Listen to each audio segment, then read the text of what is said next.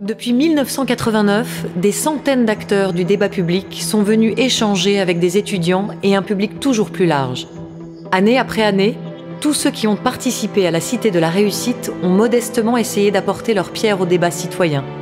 Partager des connaissances, s'intéresser, s'étonner, questionner, apprendre et comprendre les autres.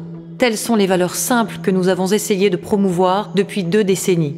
Transmettre est consubstantiel à la nature humaine, qu'il s'agisse de la vie que l'on donne, du savoir que l'on partage, des biens que l'on lègue, des rites et croyances que l'on diffuse, oralement ou par écrit. La Cité de la Réussite est par essence le lieu où se jouent toutes les gammes de la transmission. On se presse au débat pour recueillir la parole et la pensée de celles et ceux qui s'obligent volontiers à transmettre leur expérience, leurs réflexions, leurs solutions ou leurs révoltes.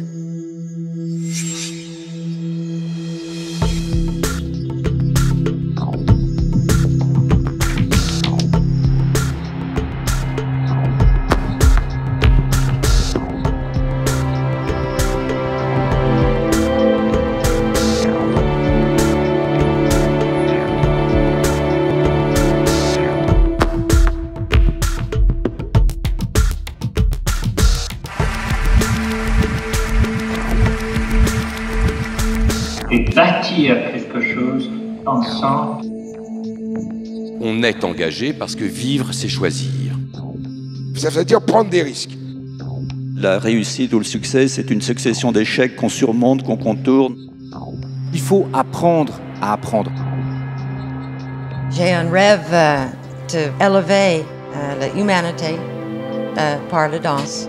Quelle est l'œuvre d'art qui a pu transformer les gens autant que, je ne sais pas quoi, les 35 heures ou la retraite?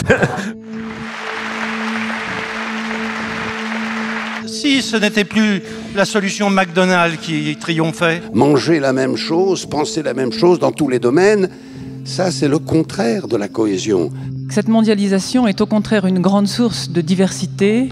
Je crois aux intelligences collectives. On fait partie d'une unité qui s'appelle l'humanité. Je pense qu'on manque plutôt de tolérance, souvent. On peut respecter quelqu'un qu'on n'aime pas, on ne peut pas aimer quelqu'un qu'on ne respecte pas. La France doit comprendre qu'elle est multiple et que la différence est une chance. Chacun sait qu'il constitue un maillon et que si ce maillon faiblit, tout s'écroule. La lâcheté générale à l'égard de la responsabilité politique. Mais l'idée, c'est d'installer que les hommes politiques sont complètement déconnectés des réalités. Nous sommes entrés dans un nouveau siècle et déjà, il est en danger. L'expérience, c'est une lanterne qu'on a dans le dos et qui éclaire le chemin parcouru. La lutte contre l'incertitude, c'est ça notre destin. L'avenir va être absolument passionnant.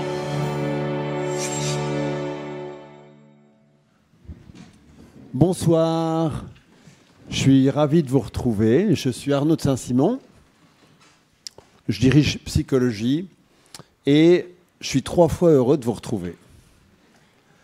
La première raison pour laquelle je suis heureux, c'est que je suis toujours heureux quand je suis à la Cité de la Réussite. Et j'ai la chance, le privilège d'y venir à chaque édition.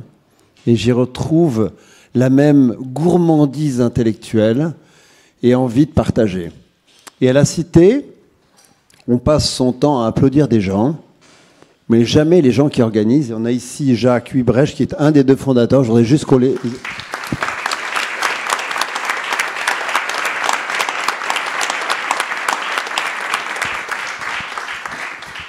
Je peux vous dire que Jacques, Sylvain et toute la bande, c'est quand même des organisateurs exceptionnels. C'est impossible de leur dire non. Enfin, de toute façon, on n'a même pas envie. Voilà. Il y a une deuxième personne ici, tu m'excuseras, Tatiana, mais je vais commencer par Joël. Il y a une deuxième raison pour laquelle je suis heureux d'être ici. C'est que je suis heureux, évidemment, de vous présenter, enfin de vous présenter pas du tout, mais de vous permettre de passer 1h15 en compagnie d'une des grandes figures du monde scientifique. Bon, je vais pas vous faire sa fiche Wikipédia, parce que vous avez peut-être des rendez-vous ce soir pour dîner. Mais voilà, c'est d'abord Joël, un immense chercheur dans des domaines aussi variés que les biotech, le systémique, aussi les grands sujets et les grands problèmes de société, hein, l'écosocialisme, la malbouffe très tôt, la révolution digitale, qui est un de ces grands trucs. Il y a une deuxième dimension formidable chez Joël, c'est le vulgarisateur. Le conférencier, l'auteur, l'homme de radio. Joël, ici, il est chez lui. Hein, ses respects, je crois qu'il a fait toutes les cités de la réussite depuis la fondation, puisque ça fait 20 ans. Et puis, Joël, c'est un visionnaire. C'est-à-dire qu'il a écrit avec sa femme Stella La Malbouffe, très longtemps avant que l'alimentation, la qualité de l'alimentation devienne une des préoccupations contemporaines et majeures. Moi, je me rappelle du mot du pronétariat, donc la révolution du pronétariat, quand aujourd'hui Yuval Noah Harari parle de cette révolution digitale dans Modéus, qui pourrait donc mettre sur le côté tous ceux qui ne seraient pas digitaux. Et Joël, j'ai vu qu'il a même été élu personnalité de l'année digitale à 75 ans quand même. Donc voilà, dans le genre visionnaire, ça se pose là. Bon, et puis Joël, c'est pas que ça. C'est une personnalité. Je crois qu'on le sait tous. Alors évidemment, il y a le surfeur scientifique. Bon, ça, je vais passer là-dessus. C'est un flamboyant jeune homme de 80 ans. Et c'est vraiment quelqu'un qui pratique l'éthique de vie dont il aime tant parler et dont, à mon avis, il nous parlera aujourd'hui. Et puis alors, la troisième raison pour laquelle je suis content d'être ici, vraiment heureux, c'est d'être à côté de Tatiana. Voilà. Je suis content d'abord de vous donner la possibilité de passer un moment avec quelqu'un d'aussi délicieux. Bon, Tatiana, c'est un auteur français ultra connu. Tout le monde connaît le succès planétaire elle s'appelait Sarah, roman, cinéma, c'était, je crois, édité dans une vingtaine de pays. Et puis ses autres romans. C'est un des auteurs français, ça ne va pas être contente, anglo-français. On ne dit pas franco-anglais avec Tatiana, je crois qu'il vaut mieux dire anglo-français. Hein. Les plus lus et les plus publiés dans le monde. C'est quelqu'un qui a commencé à écrire très tôt, à 10 ans, j'ai lu.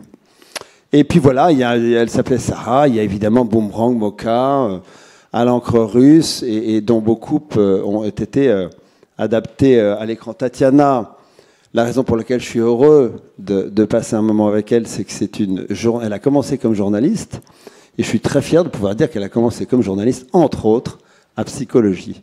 On a travaillé ensemble.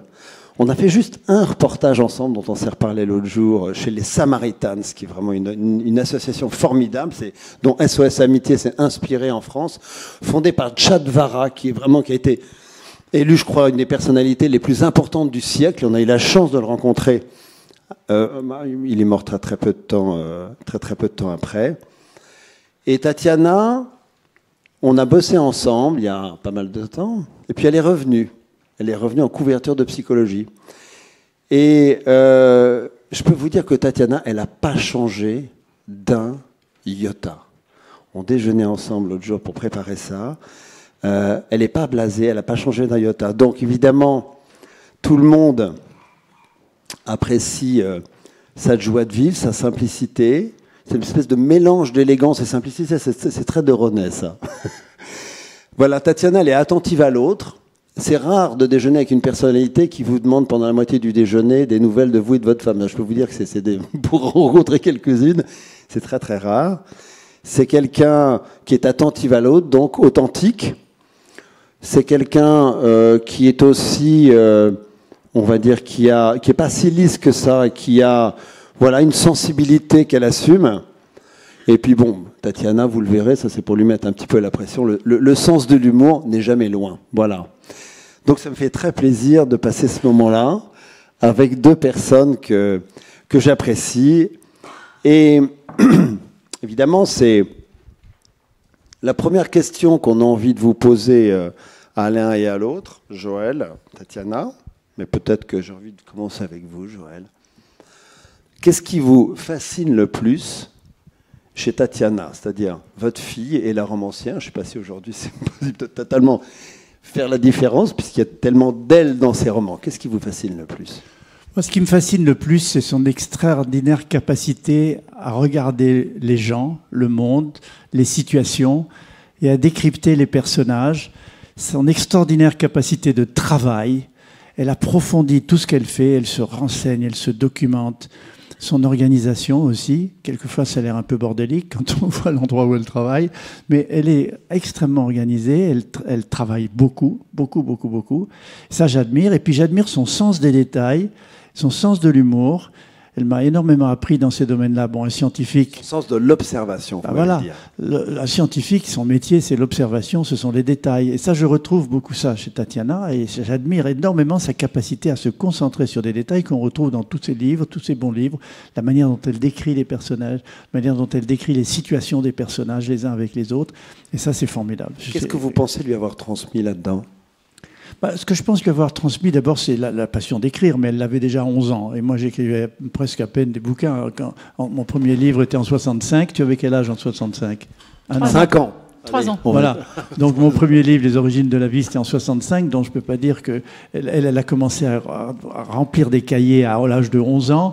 Mais je pense que ce que je lui ai transmis, c'est un travail, enfin, l'artisanat. Je dirais peut-être l'artisanat. Un écrivain, une écrivaine, c'est un artisan. On fait un boulot comme un artisan, comme un sculpteur, comme quelqu'un qui fait des paniers, comme quelqu'un qui fait des poteries. On regarde son œuvre et on l'évalue tout le temps, on la donne à tester aux autres. Et je pense que je lui ai transmis ce sentiment du travail bien fait, de l'évaluation de son travail, en parlant avec les autres, en discutant. Et d'être aussi capable constamment de se remettre en question. C'est un truc qui fait partie du scientifique. Et je crois que dans l'éducation que j'ai donnée à mes enfants, c'est se remettre en question, c'est pas croire absolument détenteur de tout savoir ou de toute connaissance, c'est l'hésitation et le doute.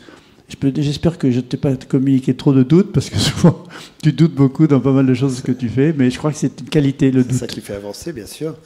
Et vous, ou toi, allez, on va dire. J'aime pas le côté entre soi, mais bon, allez, je me suis raté, donc je vais continuer à te tutoyer. Et toi, tu as le sentiment d'avoir hérité de quoi chez Joël? Alors d'abord, c'est un peu difficile pour moi d'avoir cette conversation, vu qu'il y a aussi une autre personne dans cette salle qui est également responsable de ma venue sur Terre, qui est ma mère. Donc mon père ne m'a pas fait tout seul. Ils sont tous là, vous imaginez la pression qui est sur mes épaules. Je ne suis pas née de l'Immaculée Conception, donc j'ai eu la chance de recevoir un patrimoine génétique extrêmement intéressant. Mais pour revenir à papa, puisqu'il est question de mon père aujourd'hui, je crois que mon père m'a communiqué sa passion. Puisque mon père est capable de se passionner autant pour la perfection d'une vague, puisque c'est un grand surfeur et qu'il l'est encore aujourd'hui, mais aussi pour les côtés inattendus de la vie, les choses qui arrivent quand on s'attend pas aux événements de la vie. Et mon père est quelqu'un qui a toujours gardé cette fougue et cette passion. Elle n'est pas partie avec l'âge. Et j'essaye aussi, peut-être grâce à lui et à cause de lui, et aussi ma mère, d'avoir cette passion, de m'intéresser à autrui, de m'intéresser à des sujets qui ne seraient pas peut-être évidents. J'ai hérité de son optimisme inquiet, oui, tu m'as dit. Je pense que c'est vrai. Je pense qu'on a le droit de douter, comme tu disais tout à l'heure, et que c'est important qu'un écrivain se remette en question. Mais il y a aussi cette idée de toujours avancer, d'être curieux.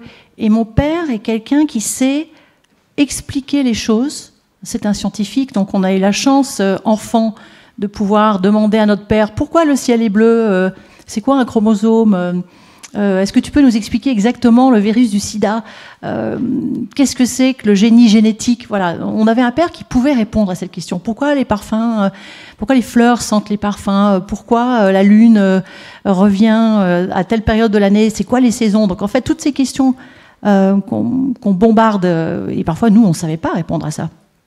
Notre père savait. Donc cette passion, il l'a transmise, je pense, aussi à mon frère et à ma sœur. Et puis cette envie aussi d'essayer de voir les choses du bon côté. Je pense que ça vient beaucoup de ma mère aussi, qui est anglaise. Et les Anglais, c'est never explain, never complain. On essaye de voir les choses du bon côté, on essaye de positiver. Et puis, bien sûr, c'est très important, on en a un peu parlé tout à l'heure, l'humour. D'essayer malgré tout, d'essayer malgré la noirceur de la vie, et ce que je mets parfois dans mes livres, parce que c'est souvent noir, de garder l'humour. Et je peux vous assurer qu'avec mon père, j'ai eu des fous rires, et j'ai encore des fous rires totalement inattendus. J'espère qu'on n'en aura pas là maintenant, parce que ce serait un peu gênant, mais voilà. Surtout pour des Anglais, hein. Se donner un spectacle comme ça. On a cette complicité de l'humour qui me semble-t-il, est très importante. Est-ce qu'il a inspiré un ou des personnages ou en partie de tes romans ? Alors, je n'ai pas encore mis mon père dans un de mes romans, mais mon père est déjà un roman à lui tout seul, donc je pourrais, je ne saurais pas par quoi commencer d'ailleurs, parce que même son physique est très romanesque, vous l'avez constaté, n'est-ce pas ?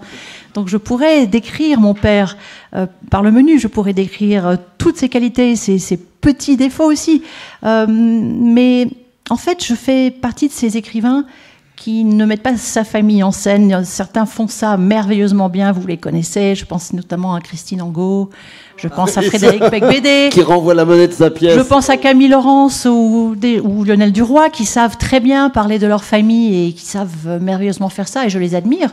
Pour l'instant, je préfère Emmanuel Carrère. Pour l'instant, je préfère ne pas mettre ma famille dans mes livres, mais c'est vrai que je prends des traits de famille ou des situations familiales que je transforme à ma façon. Mais si mon père devient un jour un héros de mon livre, il sera le premier à le savoir. J'ai relu ton entretien très personnel et très long que tu as donné à Psychologie, là, quand tu as fait la couverture, c'était il y a 2 ans à peu près. Et tu as dit une phrase qui m'a vraiment frappé. Tu as dit, c'est pas que c'est difficile d'être la fille de gens connus, c'est difficile d'être la fille de gens beaux.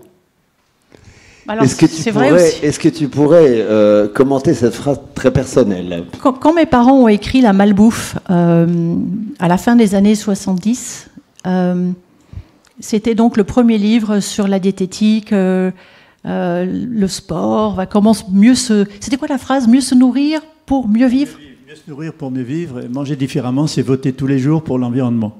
Voilà. Donc, en fait, mes parents étaient l'affiche de la... Ils étaient la publicité ambulante de ce livre. Et mon frère, ma sœur et moi, on était en pleine adolescence à l'époque, un peu boutonneux, un peu rondouillard et pas très bien dans notre peau. Et on avait ces parents magnifiques, sportifs. Bon, c'était un petit peu agaçant. Tu peux ajouter aussi pas très habillés. Non. Quand même, mais ça, il faut le dire. Oui, enfin bon. Non, mais ça vous a quand même frappé, parce que Stella et moi, on déteste les vêtements. Oui, c'est vrai. Donc on avait ces parents parfaits, parce qu'on pouvait les voir tout nus, donc ils n'avaient absolument aucun défaut. C'était pas facile de recevoir cette beauté. Maintenant, c'est vrai qu'ils sont toujours beaux et toujours nus. Enfin, pas ce soir, mais... heureusement d'ailleurs. Mais voilà, moi je suis fière en fait. Je suis fière de mes parents, évidemment pas à cause de leur beauté, bien sûr, mais je suis fière du couple qu'ils sont et de ce qu'ils nous ont transmis, puisque nous parlons de transmission aujourd'hui. Alors, il y a une forme. Est-ce qu'il y a une forme de scène émulation ou de compétition quand on est 2 auteurs aussi connus, ou est-ce qu'au fond, comme on dit en sport, chacun est dans sa ligne, chacun est dans son couloir, d'abord, il y a une l'un dans la science, le rationnel, l'autre dans le roman et l'émotion. Comment ça se passe ? Je crois pas qu'on soit dans notre couloir. On parle tout le temps de ces livres, du mien, comment tu t'écris, comment tu travailles, à quelle heure tu commences à écrire, quelle heure tu commences pas à écrire. Enfin, question renommée. Moi, les gens me disent, c'est vous le père de Tatiana ? Oui, ça, j'ai dit... Bon, tout le temps, elle est beaucoup plus connue. Donc j'ai une émulation constante de savoir que ma fille est tellement connue, est tellement belle et tellement efficace. Alors, on a, comme les artisans que sont les écrivains, nos méthodes, nos techniques et notre savoir-faire. Et donc, par exemple, on a une grosse discussion sur le fait qu'elle écrit ses livres à la machine, très vite et très bien. Debout. Moi, j'écris, je parle. Debout, et je parle à ma machine. Je serais incapable de dicter un roman. Je me demande comment il fait, d'ailleurs. Je ne sais pas comment il fait. Alors, comment je fais ? Je fais des tas de plans. Quelquefois que j'écris à la main ou que je fais sur mon ordinateur. Les plans je les appelle quand je veux sur mon ordi. J'ouvre Dragon Dictate version 12, parce que je l'ai depuis la version 1. Donc il me connaît depuis des années. Non seulement il connaît, mais comme il utilise le cloud, maintenant, et qu'il y a des gens qui dictent en français au Canada, en Afrique, en Suisse ou en Belgique. Donc il utilise des mots qui ressortent comme ça parce que tout le monde est sur ces mots-là en même temps. Donc j'utilise beaucoup Dragon. Elle se moque de moi en disant vous avez de commun, c'est que vous êtes des fans de technologie tous les deux. Ah ben elle m'a mis sur Twitter. Elle t'a mis sur Twitter. Maintenant, mon père est la star de Twitter. Voilà, bon, c'est la ça. star, j'ai moins de. Oui, mais tu me rattrapes et tu es tellement content. Moi j'ai 40 000 followers. Tu me dis tous les depuis jours. que c'est 286. J'ai presque autant de followers que toi. Je dis bravo papa, c'est super, continue. Elle a 40 000 followers, j'en ai Non, que papa, 20 tu 000. exagères. Non, bah arrête. 20 000, mais 40 000. on se retweet tout le temps, chacun l'un et l'autre, donc on amplifie nos. Oui, mais au début, il voulait pas aller sur Twitter. Il voulait pas aller sur Twitter. Je voulais pas. Et j'ai essayé de lui Elle a réussi. expliquer que Je voulais pas. Mais oui, mais je comprenais pas c'est complètement l'utilité idiot de pas y être Twitter pour toi. pour s'informer. Si tu veux, moi, ce que je fais beaucoup comme scientifique, c'est de m'informer grâce à 140 ou maintenant 280 caractères, plus un lien cliquable. C'est-à-dire, ce que je reçois, je suis abonné à beaucoup plus de revues scientifiques internationales, de newsletters, et à des gens qui passent leur temps comme Yuval Harari ou Gilles Babinet, qui était ici, et qui disent des trucs super intéressants, qu'à des gossips et des petits ragots. Ça ne m'intéresse pas du tout. En revanche, avec le lien cliquable, plus le moteur de recherche que j'ai, un moteur de recherche très puissant qui me permet de retrouver tous les tweets que j'ai fait grâce à toi depuis 4 ans, c'est-à-dire peut-être 15 000. Je devrais toucher un pourcentage sur tes tweets, je pense.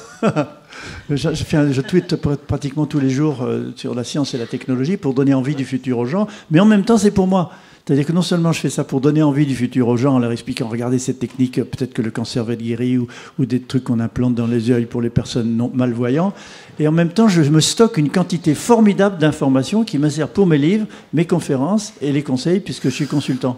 Alors je reviens à ma question d'origine. Comment est-ce que deux auteurs aux sensibilités et aux registres aussi différents que vous peuvent éventuellement travailler ensemble, ce que vous l'avez fait pour un cœur de mon père, je lui pose énormément de questions. Il me donne des conseils sur les livres que j'écris. Je sonde très souvent son savoir. Il y a des livres qui m'intéressent qui sont plus dans le futur que ce que j'ai pu faire avant, qui étaient des livres plutôt dans le passé. Et mon père est toujours de très bons conseils pour ça. Il me donne des idées. D'ailleurs, on a ce projet. Tu te donnes des idées. Toi, tu m'as dit, elle est ma première lectrice. Hein. C'est vrai. Alors, et puis elle me dit, je comprends rien. Ça, voilà. J'adore. Tu as l'air bien ton truc, mais je comprends ton groupe lecteur. Réexplique-moi. Alors, donc, je dis ça quand il y a un truc que je comprends pas. Oui. Mais c'est vrai que mon père a quand même le don d'expliquer les choses. On se sent très intelligent quand on écoute mon père. D'ailleurs, je me souviens de ton frère Arnaud, quand tu passais à une émission scientifique dans les années 80, on était tous là à te regarder à la télé, et ton frère disait « Oh, qu'est-ce qu'il est intelligent !» Et on se sent intelligent parce qu'on comprend ce qu'il dit. Et j'ai dit « Oui, c'est exactement ça. En fait, papa arrive à faire ça dans ses livres. » Et donc moi, parfois, je lui pose des questions sur des thèmes. Là, le livre que je vais publier en mars, il est question d'une catastrophe naturelle qui va arriver à Paris. On ne va pas dire quoi, mais en tout cas, mon père m'a donné beaucoup de tuyaux sur ça. Et puis il a préfacé un tel livre. Et puis il a préfacé. Donc là, vous vous êtes rencontrés ensemble. Ça, il faut que je vous raconte quand même. C'est une jolie histoire. C'est incroyable. L'épigénétique. Elle écrit un livre qui s'appelle. Alors tu fais court. Je savais que l'épigénétique, on n'allait pas y couper. Non, mais je fais pas. Mais ça, il sait faire court. Non, mais t'inquiète pas. Le sens de la concision, les deux, c'est Je vais pas l'expliquer. Elle écrit un livre qui s'appelle Le cœur d'une autre, où on transplante le cœur d'une femme à un homme, et il change. Il se met à aimer l'art. Elle était critique d'art et restauratrice de tableaux. Je dis, c'est incroyable. Il se met à réaimer les femmes alors qu'il était devenu complètement misogyne. Bon. Et je lui dis, mais attends, c'est pas possible, Tatiana. Jusqu'à l'épigénétique, c'était inconcevable. C'est pas possible, ton truc. En transplantant un cœur, c'est impensable que quelqu'un prenne le caractère de la personne qui avait ce cœur. Et je lui dis ça, je dis, c'est pas possible, ton truc. Et puis après, l'épigénétique arrive. Je rappelle en un mot que l'épigénétique, c'est la modulation de l'expression de nos gènes par notre comportement. C'est-à-dire la nutrition, le sport, le management du stress, le plaisir de faire ce qu'on fait, et le réseau familial et personnel et professionnel. Donc ça change nos gènes, c'est comme si on faisait une manipulation génétique sur nous tous les jours. Mais on le fait avec ce que je viens de dire. Donc je dis, c'est impossible ton truc. Et petit à petit, l'épigénétique arrive, et qu'est-ce que j'ai fait ? J'ai écrit la préface de la nouvelle édition de ton livre. Tu l'avais écrit quand, le premier ? Le premier était il y a 20 ans. À 20 ans. Et puis il est sorti au livre, il a été réédité au livre de poche. Il y a 3 ans. Il y a 3-4 ans. Il y a 3-4 ans. Exactement. Et j'ai réécrit la préface en expliquant qu'elle avait raison. Que grâce à l'épigénétique, donc une science, Tatiana avait eu la vision de la romancière, parce que le romancier, comme dirait Jean d'Ormesson... Dans l'épigénétique, le mystère rejoint la science. Le mystère rejoint la science. Donc Joël et c'est l'imagination, la romance. C'est-à-dire, elle a imaginé ça avant que la science le découvre qu'elle avait raison. Et donc, on a le projet d'écrire ensemble. Alors, on a un projet thriller. d'écrire. Alors, oui, vous avez le projet d'un code nano, j'ai lu. Ça va s'appeler. Enfin, c'était une idée qu'on a. Oui, ça c'était une idée qu'on a eue il y a longtemps. Puis on n'avait pas trouvé d'éditeur à l'époque. C'était quand même le comble. Non, Michael Crichton le fait. Les Américains sont meilleurs que ça. Écrivez un livre sur l'amour et sur le divorce et sur la tromperie des gens. Ça c'est très français. Alors, ça marche quoi, le bouquin, en deux mots? En deux mots, c'est un techno-thriller. En deux mots, c'est-à-dire moi, j'ai un plot, un punchline d'un livre qui est fondé sur des technologies. Mais raconte pas tout, s'il te plaît. Non, je raconte pas tout. Il y a peut-être dans la salle des gens à qui ça va donner des idées. Pour modifier le comportement d'un homme politique très célèbre. Arrête-toi là, s'il te plaît. Bon, voilà. Et donc, moi, je suis archi nul dans les caractères, les situations, les descriptions. Mais nul. Mais vraiment, c'est effrayant. Donc, elle, c'est sa spécialité. Donc, moi, j'ai le punchline de l'idée, et elle a créé autour de ça des personnages, des caractères, des situations, des environnements. Et donc, on va se marrer comme des fous. Dans 2-3 ans, on va vous sortir ça. Dans 2-3 ans, oui, c'est ça, non?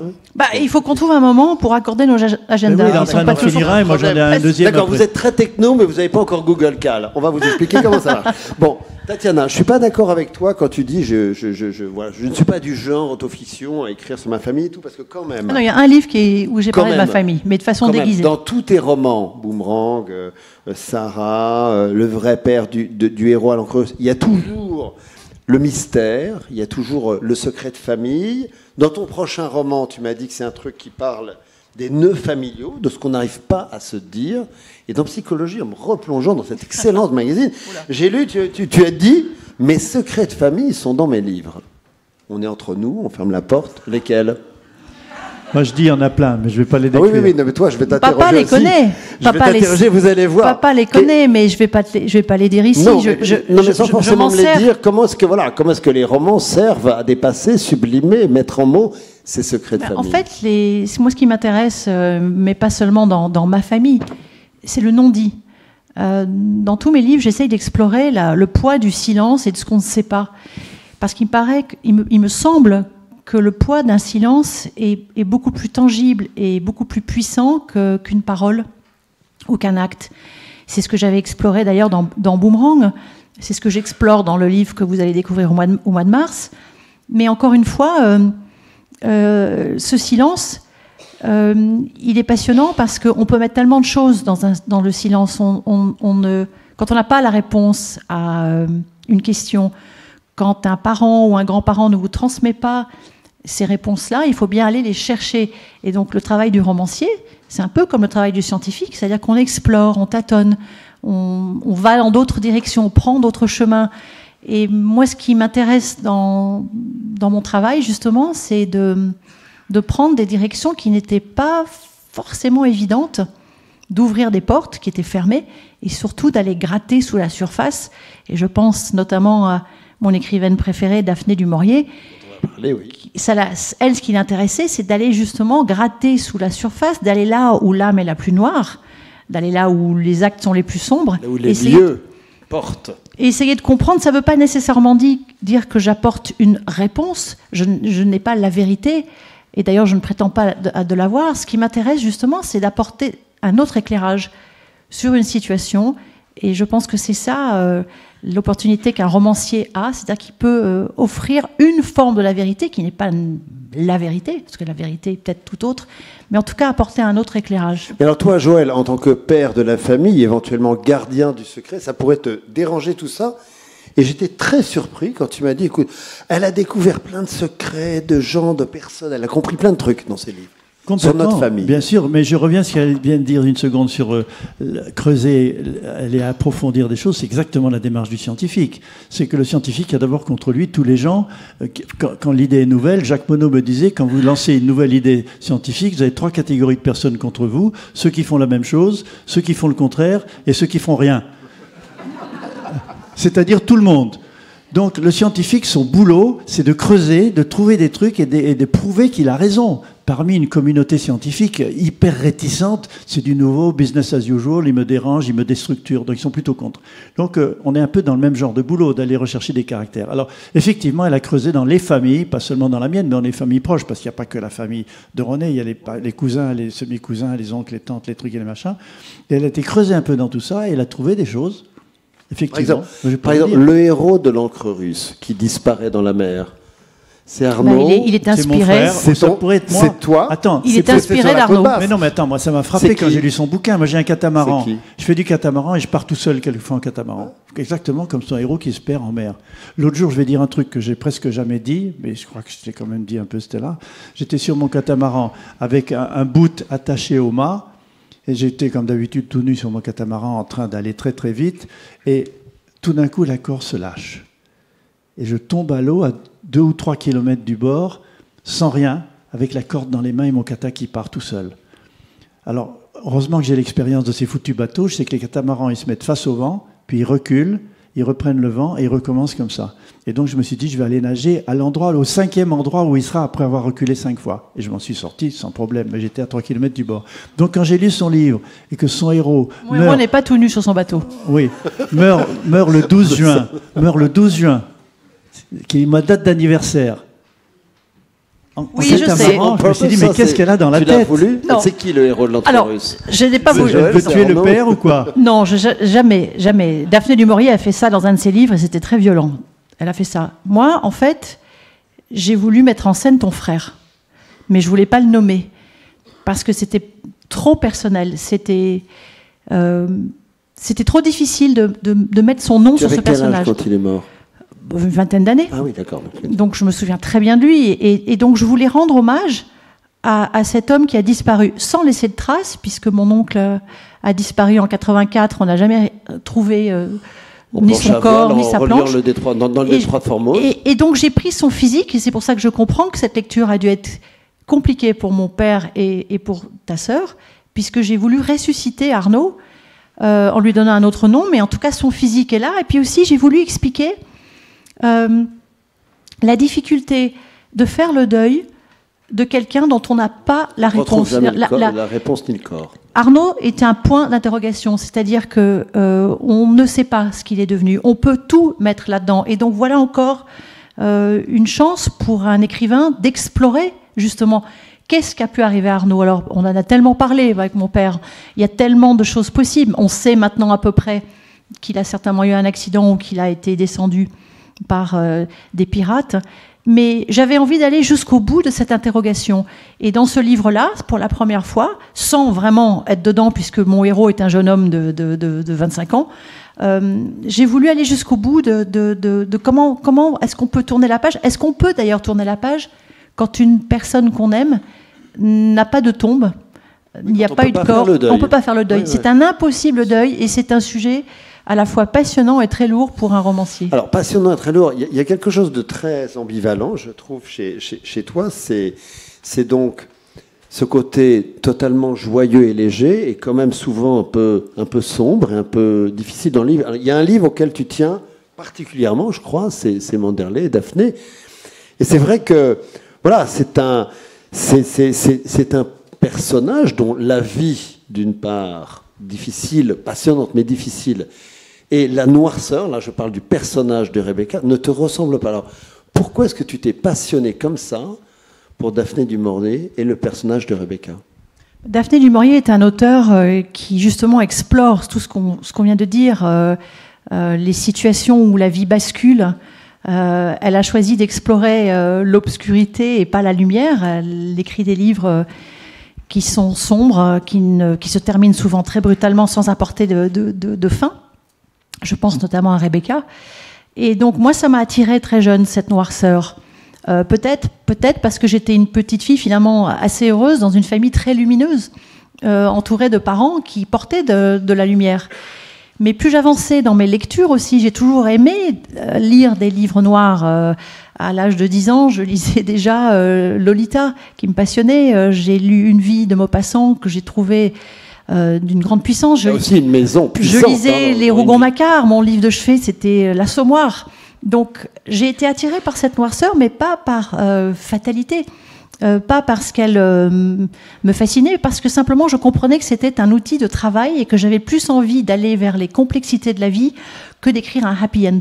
Alors, Voilà. ce qui m'a frappé dans son livre, et c'est un des livres que je préfère de tous les livres de Tatiana, avec le cœur d'une autre. Ça, Je rappelle que c'est une biographie, là. C'est Alors, contrairement attention, au je vais reste expliquer pourquoi j'ai tellement Ils sont aimé tous ce des livre. romans, ouais. D'abord, Tatiana et Stella se moquent de moi parce que tu lis pas de romans, tu lis que des livres philosophico-scientifico-politiques de conspiration et de trucs comme ça, ce qui est assez vrai.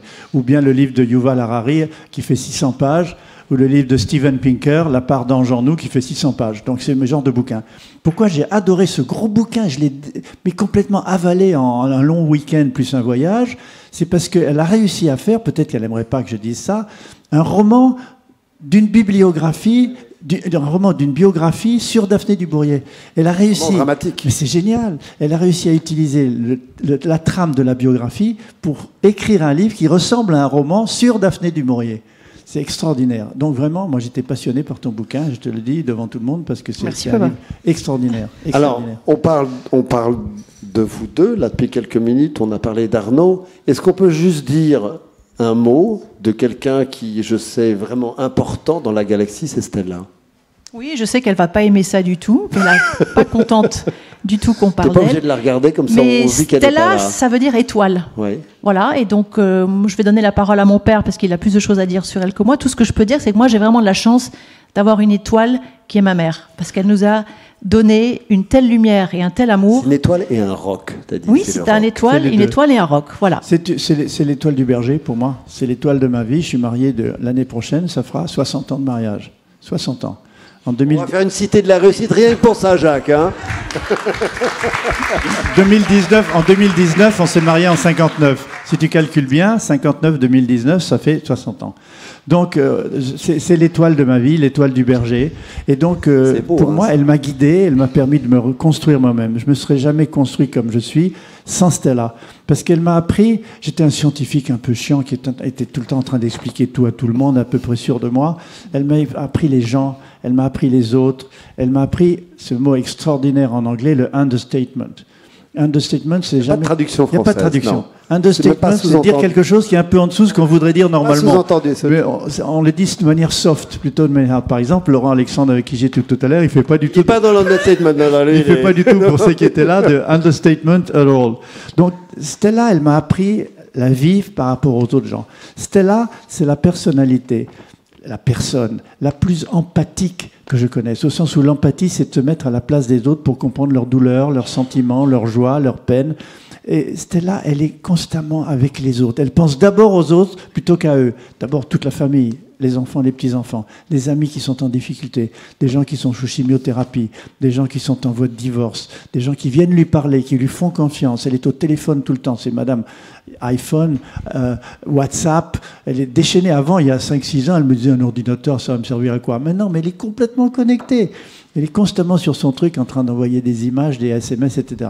Je lui dis qu'il faut parler avec Siri, elle continue à les taper à la main. Enfin bon. Et donc, elle est empathique au maximum.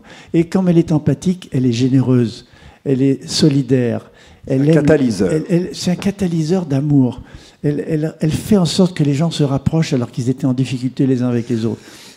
En plus, elle est futurologue. Moi, on dit que je suis futurologue. Joël de René, le prospectiviste. Mais elle voit tout à l'avance sur la famille, les trucs qu'il faut acheter, ce qu'il ne faut pas acheter, le jardin qu'il faut arranger, les arbres qu'il faut abattre, les jardiniers qu'il faut virer, ceux qu'il faut prendre. Elle voit tout à l'avance et moi, je ne vois rien à l'avance. J'ai juste une question avant de passer la parole à nos amis étudiants. Juste, alors, moins peut-être familial, mais tout aussi personnel, à chacun. Joël, le bien vieillir, c'est vraiment quelque chose d'important. Et dans ce que tu as écrit, donc un livre que vous avez écrit à 4 il y a quelques années, puis aussi dans ta pratique, qu'est-ce que tu as envie de dire et de transmettre, toi, flamboyant jeune homme de 80 ans? C'est quoi le bien vieillir? Qu'est-ce que tu as envie de transmettre? Alors, ce que j'ai envie de transmettre, c'est oui, tout le monde peut y arriver. Vous pouvez y arriver. On peut faire quelque chose pour soi, à condition de se motiver pour faire quelque chose pour soi. Il y a des gens qui ne s'aiment pas trop, ils n'aiment pas leur corps. Alors, c'est les 5 trucs dont j'ai parlé pour l'épigénétique: nutrition équilibrée, exercice régulier, pas exagéré, mais exercice régulier, management du stress avec des trucs qui s'appellent le sommeil, le yoga, la méditation, et le plaisir. Alors, la religion nous a dit non, non, le chocolat, c'est pas bon, ça fait plaisir. Il faut Prévention, pas privation. Prévention, pas privation. La religion nous a dit la sexualité, ça fait trop bon, c'est trop bon, il faut pas en trop. La religion nous a, enfin, leur catéchisme, le rite nous a dit le plaisir, non. La vie, c'est la recherche du plaisir. Je le dis et j'assume. Donc, la vie est la recherche du plaisir, et donc nutrition, exercice, pas exagéré, management du stress, plaisir de faire ce qu'on fait, et surtout harmonie du réseau social, familial et professionnel. Ces 5 trucs en même temps vous permettent non pas de vivre plus vieux, ça n'a aucun intérêt de vivre plus vieux, c'est vieillir jeune. Vieillir jeune, c'est-à-dire garder son cerveau et son corps comme on voudrait l'avoir à 30 ans ou 40 ans. Toi, Tatiana, j'ai une question qui est en apparence un petit peu plus futile. C'est la question de linge et des cheveux. C'est vrai. Très jeune, moi je t'ai connu il y a longtemps, tu as eu les cheveux gris très jeunes, et tu n'as jamais songé, je crois que tu te les as fait teindre 5 minutes, tu te dis c'est pas du tout mon truc, alors que toutes les femmes... Voilà. Donc il y a quelque chose où tu assumes ton âge, tes cheveux gris, qu'est-ce que tu as à transmettre et envie de dire aux femmes là-dessus? Alors c'est vrai que j'ai une hérédité, j'ai les cheveux blancs très tôt, c'est une affaire de famille. Donc voilà, j'ai eu la chance d'avoir un homme dans ma vie qui aime mes cheveux comme ça.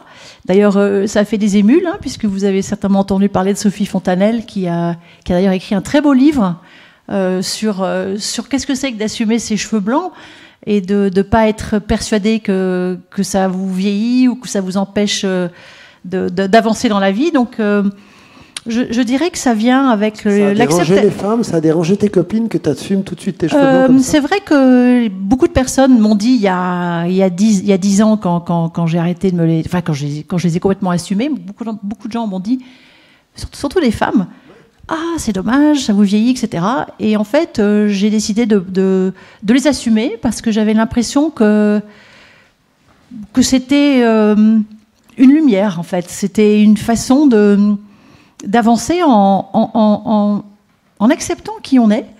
Et je suis comme ça.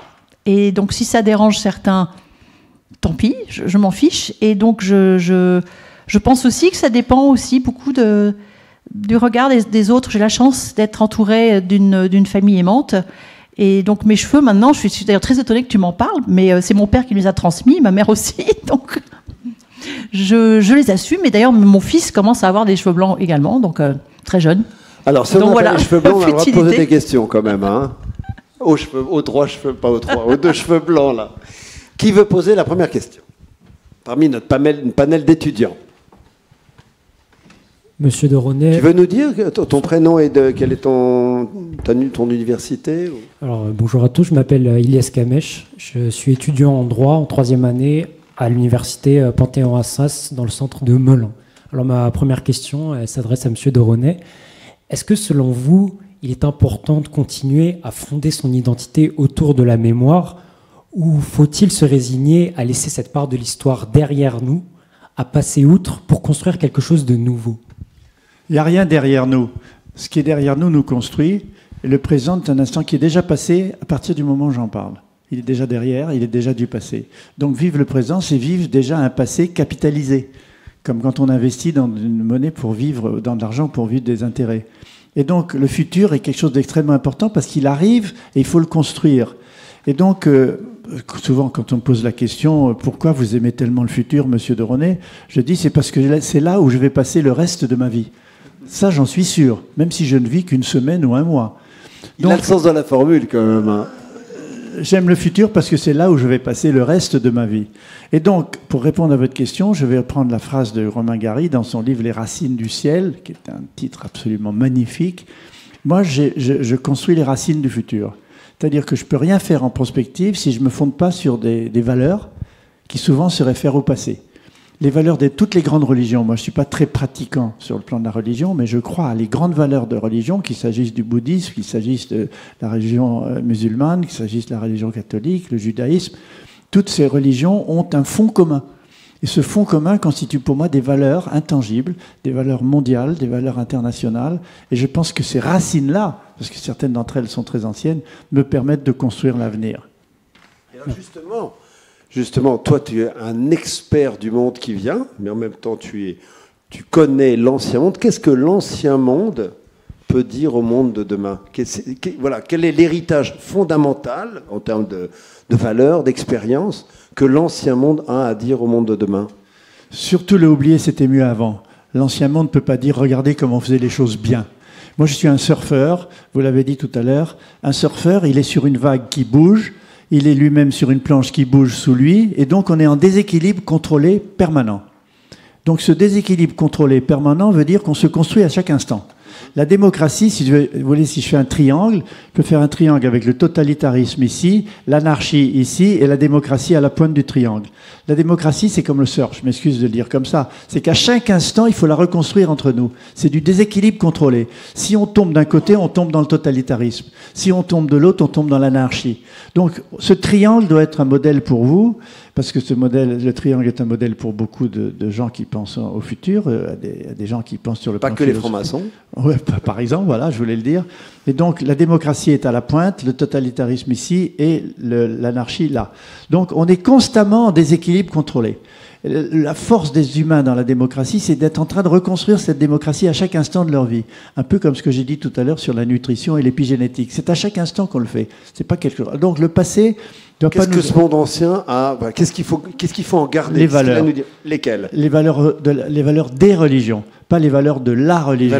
Valeurs transversales et communes. Les valeurs des religions. J'ai ouvert mon dernier livre, Je cherche à comprendre, par une citation d'Einstein, et je le termine par une citation de Spinoza. Et ni l'un ni l'autre ne sont déistes, ni l'un ni l'autre ne sont attachés à une religion. Einstein dit à peu près, la religion du futur sera une religion cosmique. Elle ne sera ni rituelle, ni attachée à un dogme, elle sera fondée sur l'unité de la nature en toutes choses, perçue partout. Et Spinoza dit à peu près la même chose. L'unité de la nature. L'unité de la nature, pour Spinoza, c'est entre guillemets ce que des gens appellent Dieu. Mais c'est l'unité de la nature. Donc ce passé peut nous apporter, puisque des religions ont des milliers d'années, et d'autres sont plus récentes, ça nous apporte des valeurs communes fondamentales sur lesquelles on peut construire une base de notre vie pour donner du sens à notre vie tous les jours. C'est pour ça que je suis plus intéressé, moi, par la spiritualité, au sens le plus large du terme, que le rite religieux. Et que dans mon livre, Je cherche à comprendre, pour faire la recherche de ce livre, des livres précédents, j'ai senti monter en moi, je le dis d'ailleurs pour ceux qui lisent ce livre, une forme de spiritualité dont j'ignorais même la force qu'elle avait en moi. Et je le décris dans la fin de mon livre.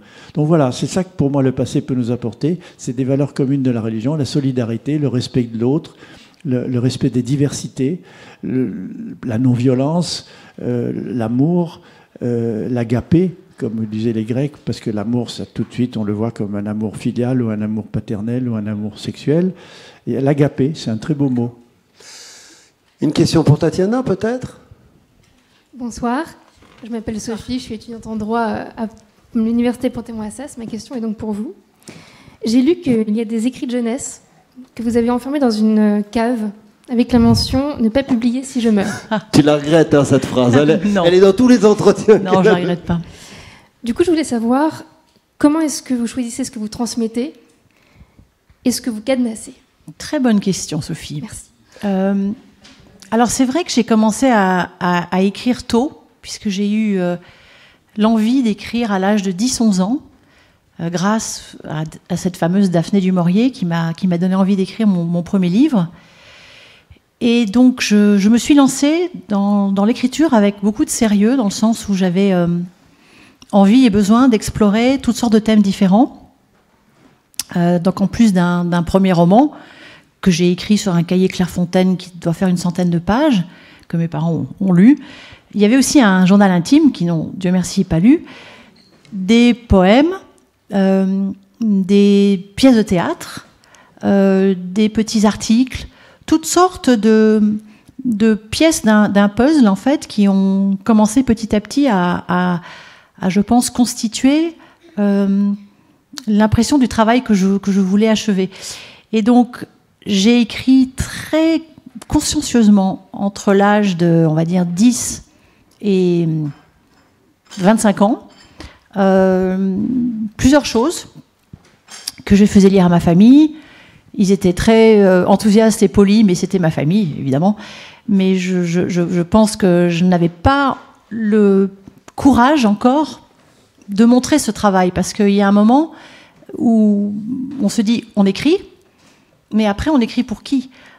plein de gens écrivent. Je passe ma vie à rencontrer des gens. Tu écrivais pour qui? C'était vraiment très justement, intime ou tu avais envie de... Justement, à part montrer ces textes à ma famille, je trouvais ça terrifiant de donner un texte à quelqu'un qui ne vous connaît pas.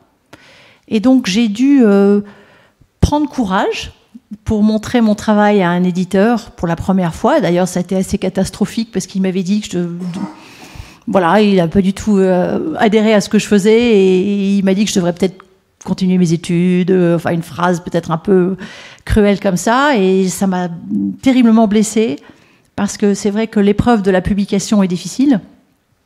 Et donc tous ces textes dont vous parlez, il y en a donc une vingtaine, et donc je les cadenasse, j'aime bien ce mot que vous utilisez, parce qu'en fait je pense qu'il ne serait pas très utile à qui que ce soit, à part peut-être dans 300 ans, un archéologue voudrait essayer de comprendre comment une adolescente vivait à Paris dans les années 70. Bon, peut-être qu'il y aurait des détails là-dedans, et que maintenant, avec la mort du papier, ces journaux intimes auraient peut-être un intérêt quelconque, mais sinon, ce sont des textes que je n'ai pas envie de transmettre parce que je trouve qu'ils ne sont pas cuits, entre guillemets. Je n'ai pas assez travaillé dessus. Tu les as relus ? Oui, je les ai relus et je m'amuse parce que je vois les petites graines de tout ce qui a pu devenir un roman plus tard. Je vois déjà les obsessions qui arrivent, la mémoire des murs, l'obsession avec les lieux, les faits que les maisons sont comme des personnages et ont des secrets, le passé qui revient.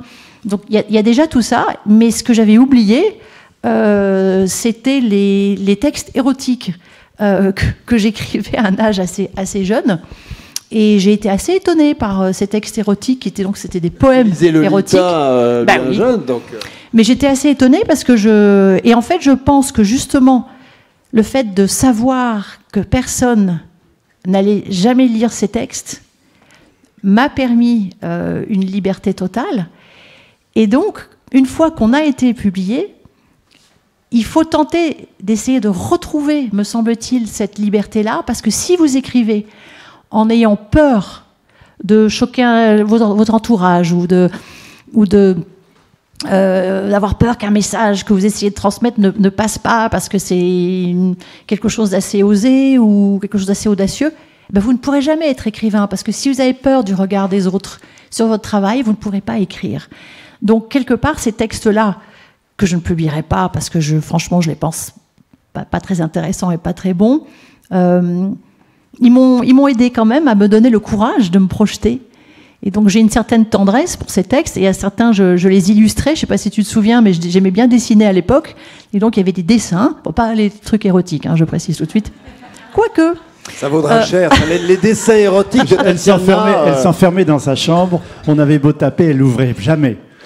Ah oui, il y avait un code, il y avait un mot de passe pour entrer dans ma chambre, c'était un peu agaçant pour mon frère et ma sœur, donc en tout cas ce sont des textes. Je me suis d'ailleurs demandé, quelqu'un m'a dit, mais pourquoi vous ne les brûlez pas? Si vous avez peur qu'on lise ces textes-là et qu'on vous juge, pourquoi est-ce que vous ne les brûlez pas? Et j'ai trouvé ça... Non, je ne pouvais pas faire ça, parce que chaque petit texte, c'est un petit pas, une petite pierre vers... Un morceau de toi-même. Oui, c'est un morceau de moi-même, et j'aurais du mal à les brûler. Donc voilà, ils ne seront pas lus, j'espère. Ceci dit, je n'en sais rien. Quand je ne serai plus là, I don't know. C'est mes enfants qui en hériteront, et qu'est-ce qu'ils feront avec après, je ne sais pas. Une autre question? Bonsoir, je suis Maxime, je suis étudiant en droit à la Sorbonne. J'ai une question pour Monsieur de René. Est-ce que vous êtes fier d'avoir transmis l'idée de l'écosocialisme à Jean-Luc Mélenchon? C'est mieux comme ça, hein? Alors, c'est une bonne question. Je suis d'abord fier d'avoir inventé ce mot en 1975. Que Jean-Luc Mélenchon l'ait repris, au contraire, je pense que ça veut dire qu'autour de lui, ils ont trouvé qu'il y avait quelque chose dans ce mot. Pourquoi ce mot? Pourquoi je l'ai créé? En 1975, j'ai écrit un livre qui s'appelle Le Macroscope, qui est sur la vision systémique globale, c'est-à-dire les interdépendances, les interrelations, le feedback, etc. Et puis je me suis dit, il faut raconter aux gens, après la théorie, la pratique. Et j'ai écrit une conclusion qui est en fait assez longue, qui s'appelle « Scénario pour un monde ». C'est une simulation du monde de ce que Rifkin appellerait aujourd'hui les collaborative commons. c'est-à-dire les communautés collaboratives. Le fait que des gens ensemble peuvent construire un monde où ils se partagent la construction de ce monde. Ce que a fait Thomas More en 1516 avec le livre de l'île de l'utopie, Utopia. Et l'utopie. Donc moi j'ai eu envie à la fin de ce livre d'écrire Scénario pour un monde en donnant exactement comment on allait vivre en étant les uns avec les autres, en se coéduquant, en protégeant l'environnement, etc. Et je me suis dit, il faut que je trouve un mot qui aille avec ça. D'abord j'ai dit, comme Lénine avait dit, le communisme c'est le socialisme plus l'électricité. Moi j'ai dit la convivialité c'est les télécommunications. Non, j'ai dit pas Internet parce que le mot n'existait pas encore, mais j'ai dit le réseau en temps réel qui est en train de venir, c'est la convivialité plus les télécommunications. On y est d'ailleurs en ce moment. Et alors j'ai cherché autour de moi un mot, enfin moi, que je voulais inventer, et j'ai inventé écosocialisme. Alors maintenant je dois me justifier. Ça n'a rien de politique au sens du socialisme repris par Staline, les communistes et d'autres, et même le socialisme traditionnel. Ça n'a rien à voir avec ça. Mon idée, elle est dans l'étymologie. Éco, ça vient de oikos, en grec, qui veut dire la maison. Donc j'ai pris éco pour expliquer que nous devons céder notre maison à nos enfants, qu'elle soit digne d'eux. C'est-à-dire qu'on transmette à notre maison la terre dans des conditions habitables et dans des conditions qui préservent le capital terre. Ça, c'est le côté éco du mot. Et socialisme, parce que le socialisme, pour moi, c'est la transmission, puisqu'on parle de la transmission, à la fois des connaissances, la transmission matérielle et la transmission financière. L'égalité des chances pour chacun. Et écosocialisme, ça m'a semblé être un véritable programme politique. Écosocialisme, préserver la planète, nous préserver nous-mêmes en préservant la planète, et le socialisme, c'est donner. Oui. C'est la transmission. Tu as fait un bon score avec ça. Mais oui. Tu as failli être au second tour avec ça.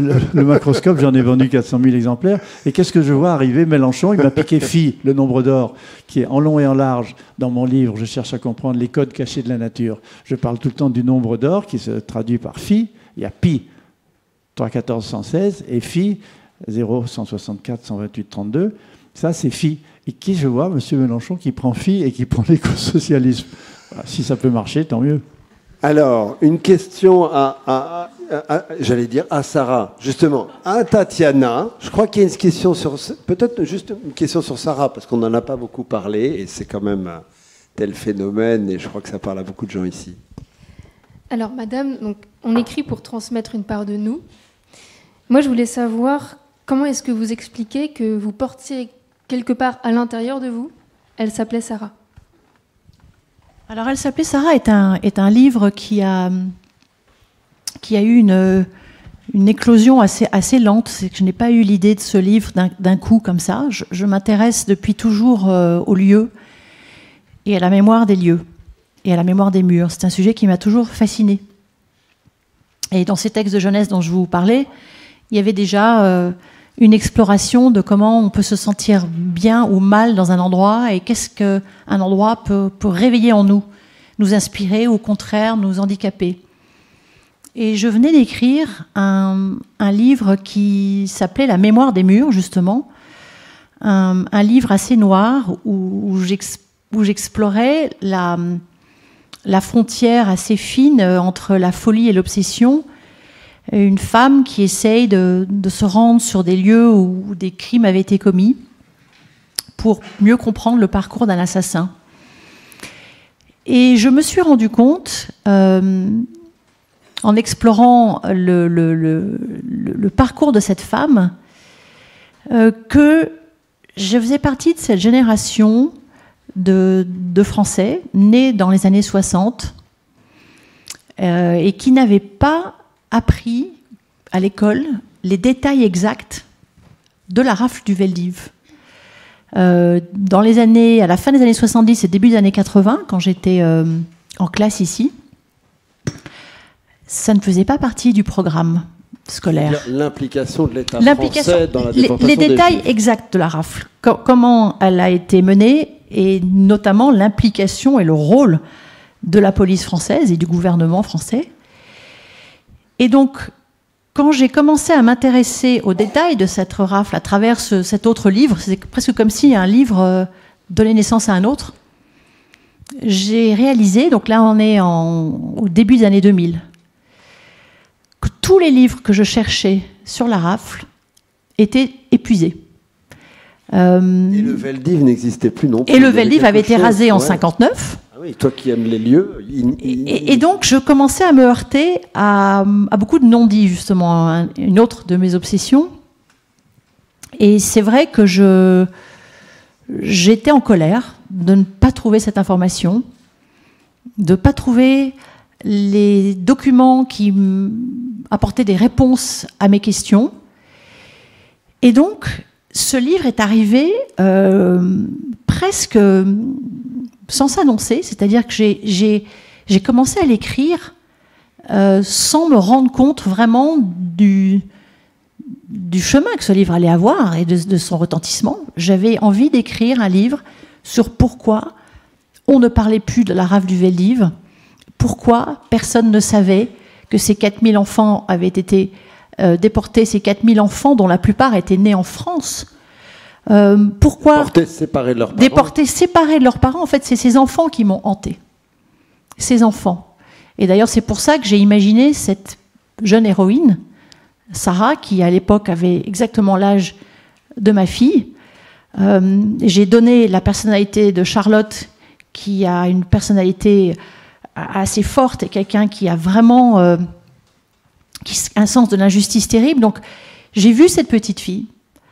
Je me suis lancée dans l'écriture de ce livre en essayant de glaner toutes les informations les plus certaines. Je ne pouvais pas me tromper sur un sujet aussi grave et aussi important que la rafle du Veldiv. Je ne pouvais pas inventer. Je ne pouvais pas inventer ce qui s'est passé dans le Vélodrome d'hiver. Donc, et Drancy. Bien sûr, Drancy et Beaune-la-Rolande. Et le quartier. Beaune-la-Rolande. Donc, en fait, j'ai mis dans ce livre ce que je venais d'apprendre et l'horreur que j'ai ressentie. Donc, oui, ce livre est venu de très loin. Il est venu de mon horreur, en fait. Et donc, quand je l'ai écrit, d'abord, je l'ai écrit en anglais. Je ne m'en étais pas rendu compte. Je l'ai écrit en anglais parce que j'avais besoin de me mettre dans mon côté français, dans mon côté anglais, pardon, pour m'éloigner de mon côté anglais, français, parce que il fallait que je mette une distance. Et donc l'écriture de ce livre a été très particulière. Je l'ai écrit très vite, avec une espèce de rage terrible et une sorte de tristesse horrible. Et je suis allée sur tous ces lieux. Et je m'imprégnais, en fait, de toute cette souffrance. Et je trouvais insupportable ce silence qui avait duré si longtemps. Et donc, quand j'ai terminé d'écrire ce livre, qui donc est composé en deux parties, puisqu'il y a l'histoire de Sarah qui est raflée, qui essaye de sauver son petit frère, et puis il y a l'histoire de cette journaliste américaine qui mène une enquête pour comprendre ce qui s'est passé. C'est toi. Non, pas du tout. Mais non, pas du tout. Moi, d'ailleurs, Dieu merci, elle a un mari tellement épouvantable.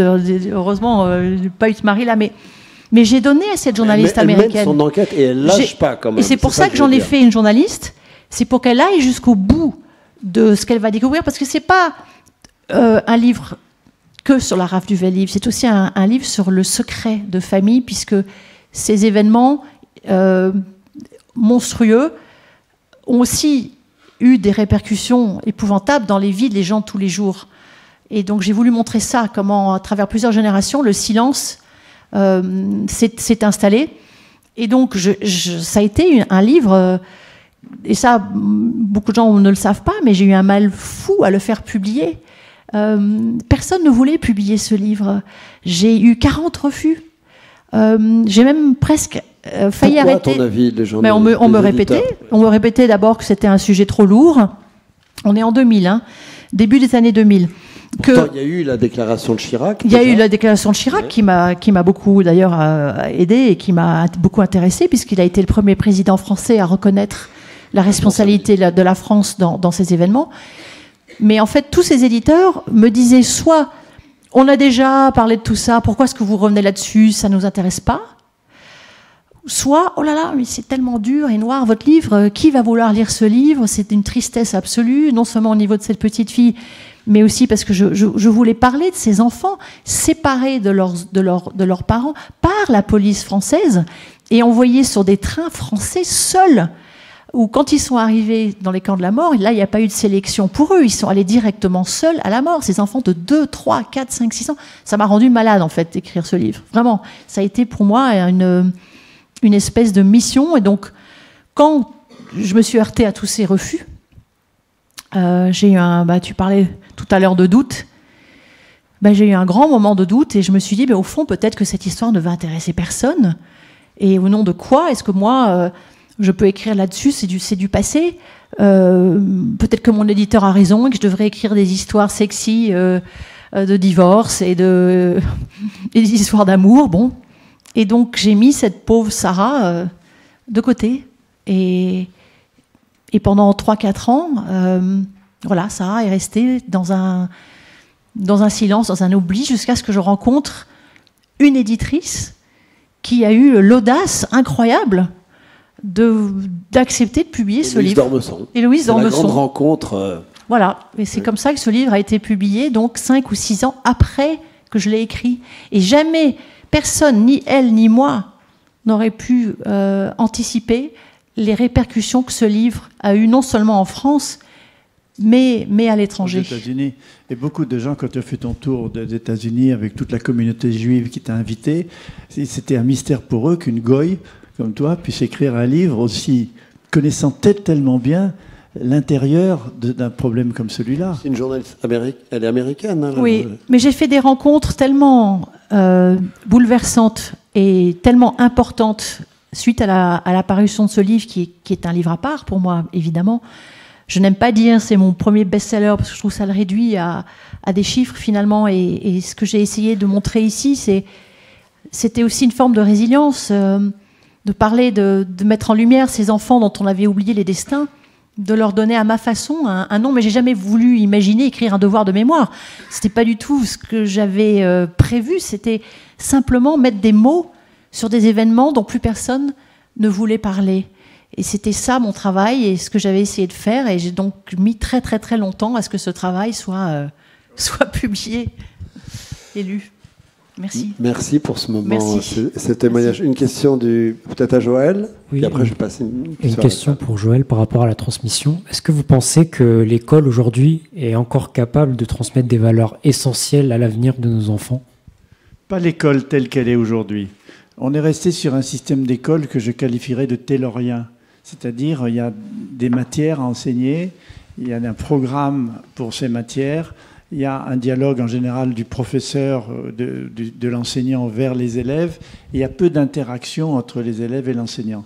Au lieu d'être un catalyseur d'intelligence collective dans la classe, comme dans les classes Montessori par exemple, l'école est restée très pyramidale. J'ai dit très taylorienne. On a celui qui sait et ceux qui reçoivent. Alors que toute l'éducation moderne d'aujourd'hui, on le voit avec les jeux. Le jeu, c'est une simulation de la vie. Et le jeu vidéo, que beaucoup de parents interdisent à leurs enfants de jouer, ou beaucoup de professeurs disent que c'est très mauvais, ils jouent à des jeux vidéo. Au contraire, il faut laisser les enfants, les ados, jouer à des jeux vidéo, mais limités dans le temps. Mais les laisser jouer à des jeux vidéo parce que ça permet de développer des stratégies complexes dans une sorte de chou-fleur avec des quantités de possibilités et de choix qui leur permettent de choisir. Donc l'école actuelle n'est pas adaptée à la simultanéité du monde moderne dans lequel ils sont et dans la vision systémique, je dirais globale, des interdépendances du monde.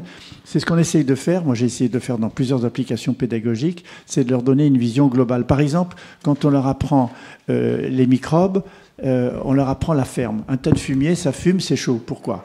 Parce que dedans, il y a des microbes qui fermentent et ils produisent de la chaleur. Pourquoi ils produisent de la chaleur ? Et en partant d'une constatation comme ça, on peut expliquer plein de choses. Donc on a fait, avec la Cité des Sciences, vous pensez bien que c'est un lieu idéal pour ça, j'ai fait plein de petits films d'animation qui essayent de rentrer dans ce style d'une vision globale et systémique. Or, l'école est à 100 km de ça pour le moment. Alors ça change. Parce que les enseignants eux-mêmes, avec le numérique, aide les jeunes à mieux comprendre. C'est quand même étonnant, mais à peu près 95% des gosses, quel que soit leur âge, 12, 13, 14 ans ou même un peu plus jeunes, arrivent en classe, on est obligé de leur interdire, dans certaines classes, de ne pas venir avec leur smartphone. Mais ils ont un ordinateur incroyablement puissant. Le smartphone aujourd'hui est 10 000 fois plus puissant que ce qu'on appelait le PC dans les années 70. Et ils l'ont dans leur poche. Donc je connais des enseignants qui permettent aux élèves de venir avec leur smartphone et de s'en servir comme machine à enseigner pour les autres élèves. C'est-à-dire aller faire un reportage dans la nature, faire des photos, faire des petites vidéos et se les transmettre entre eux. Et une autre manière aussi, c'est peut-être un mot qui t'est cher, c'est le collaboratif. C'est-à-dire que c'est quand même... C'est ça. C'est un peu le phénomène de ce qu'on appelle la classe inversée. Enfin, en tout cas, si on invite les élèves à travailler ensemble, plutôt que d'être dans un enseignement descendant, ils s'impliquent davantage, ils apprennent davantage. Mais Arnaud, la meilleure façon d'apprendre, c'est d'enseigner. Si tu dois collecter les informations pour les enseigner à d'autres élèves de ton âge ou même à des gens plus âgés, tu apprends beaucoup mieux parce que tu relis les éléments. La connaissance, intelligere, l'intelligence, c'est relier, intelligere, relier entre elles. Donc la culture, c'est de la liaison. La culture, c'est un ciment qui réunit les éléments épars d'un monde disjoint. Malheureusement, on apprend aux enfants des éléments épars d'un monde disjoint, discipline par discipline. Et ils ont du mal ensuite à reconstituer les éléments. Donc le jeu est un élément de simulation qui permet de recréer les conditions de la réalité. Donc il faut laisser jouer. Soit avec des jeux vidéo, soit créer des conditions de jeu, de simulation. Je m'excuse auprès du panel, je voudrais juste, comme il est de tradition, une ou deux questions de la salle. Vous êtes de la salle, pas du panel? Je suis de la salle. Okay. Alors, donc, Tatiana peut-être ou pour alors c'est une question un peu, je m'adresse plutôt à Joël, mais si Tatiana veut réagir. Alors, si c'est sur l'épigénétique, oui, sinon non. Alors c'est pas sur l'épigénétique, mais on a parlé très brièvement de sexualité. Et donc, avant de faire ma vraie question, je fais un petit coup de gueule. Je dis, l'Église catholique, elle est mauvaise en marketing. Pourquoi? Parce qu'en 1968, le pape Paul VI écrit une encyclique. Donc une encyclique, c'est une lettre. Une encyclique, ça se lit en 10 minutes, 15 minutes, et beaucoup plus longtemps si on veut approfondir.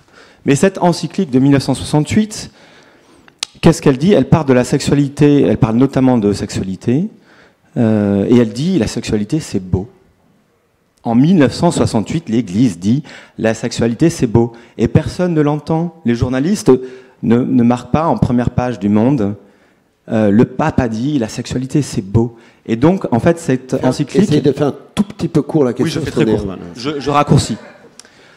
Je raccourcis. En fait, vous auriez pu faire un chapitre dans la malbouffe, parce qu'en fait, on veut du sexe le sexe, c'est bien, parce que on peut faire. C'est malbouffe, c'est la grande bouffe. La malbouffe et la bonne baise.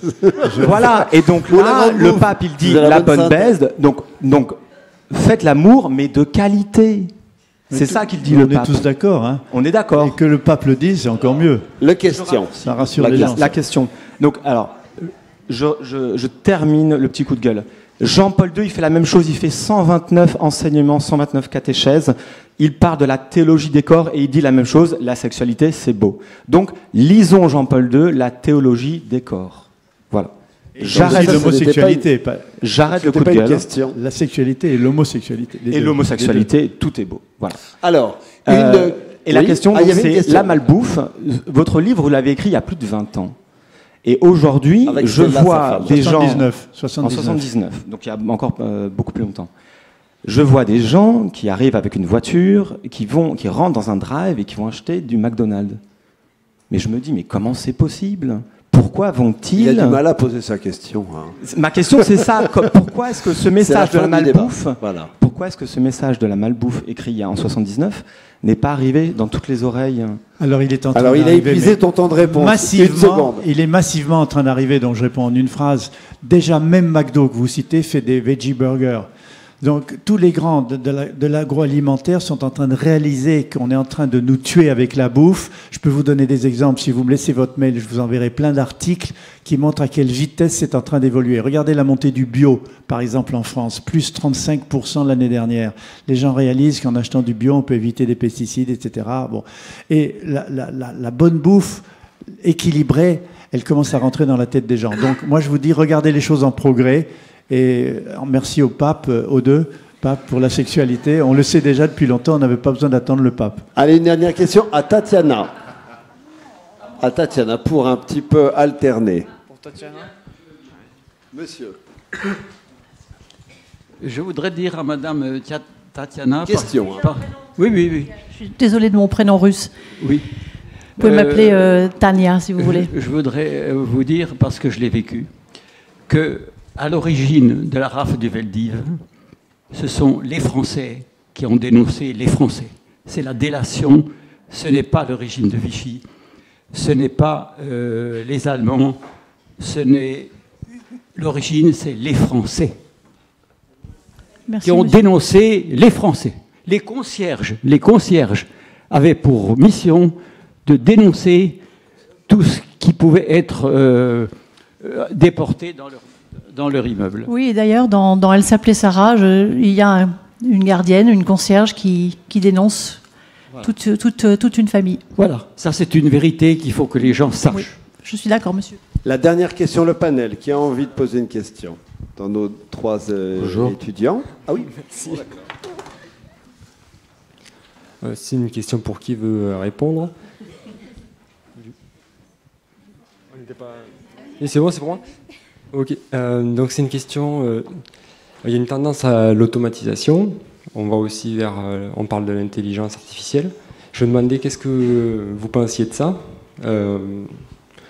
Parfois, on peut voir ça comme un facteur de liberté et d'avoir moins de corvées, de le faire faire à une machine. Mais d'un autre côté, on peut peut-être imaginer que ça nous rende moins capables ou feignants.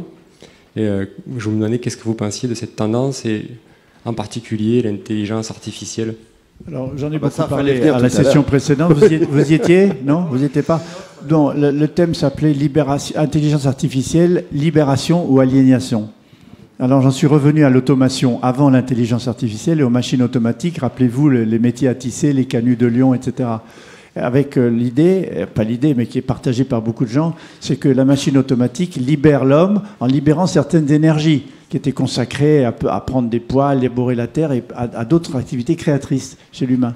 Et j'ai raconté l'histoire du Governor, le régulateur à boules de Watt et Boulton. Je le résume en une phrase, ou deux.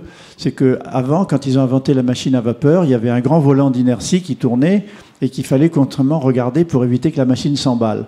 Alors pour le faire, on prenait des gamins de 10 ans à 12-13 ans qui travaillaient de 7 h du matin à 8 h du soir à avoir le robinet, la main sur le robinet d'arrivée de vapeur. Et quand ils voyaient que le volant tournait trop vite, ils ralentissaient l'arrivée de vapeur. Et Watt et Boulton disaient c'est pas normal d'utiliser des gens toute la journée pour faire ça. Et ils ont inventé le régulateur à boules, c'est-à-dire un axe vertical qui tourne à la vitesse du moteur, mais il y a des boules qui s'écartent avec la force centrifuge. Et en s'écartant, elle tire la vanne d'arrivée de vapeur et elle la ferme. Ensuite, quand la machine ralentit, les boules reviennent à un peu normal et roulent là. Donc c'est en ça le début de la cybernétique. Et ils ont appelé leur truc le Governor. Kubernetes, gouvernail, gouverneur, gouvernement. Donc le gouvernement, comme l'a dit Ampère, c'est l'art d'assurer l'efficacité de l'action par la cybernétique. C'est-à-dire une petite quantité d'informations peut déclencher des mouvements très importants d'énergie. Donc l'automation, elle est née là. Elle est née au moment où les hommes ont réalisé que quelqu'un était occupé toute la journée de 7 h du matin à 10 h du soir à tourner un robinet. Et qu'est-ce que ce gamin a fait? Il aura pu aller ensuite apprendre et s'éduquer. Donc ce n'est pas l'aliénation, c'est la libération par l'automation. Eh bien, on va assister à la même chose avec l'intelligence artificielle, que je décris dans mon dernier livre. Je cherche à comprendre les codes cachés de la nature. Petite pub au passage. Eh bien, dans ce livre, j'essaye d'expliquer qu'on va vers ce que j'appelle l'hyperhumanisme, c'est-à-dire plus l'intelligence artificielle, nous allons devenir intelligents différemment. On va avoir une intelligence augmentée collaborative. Et ça, c'est pas de l'optimisme, c'est d'être positif. C'est ce que j'ai dit dans la phrase de la fin, quand j'ai conclu. J'ai dit, comme Gramsci, il y a le pessimisme de la raison et l'optimisme de la volonté. Moi, je suis positif parce que je sais que je peux changer les choses avec d'autres. Alors,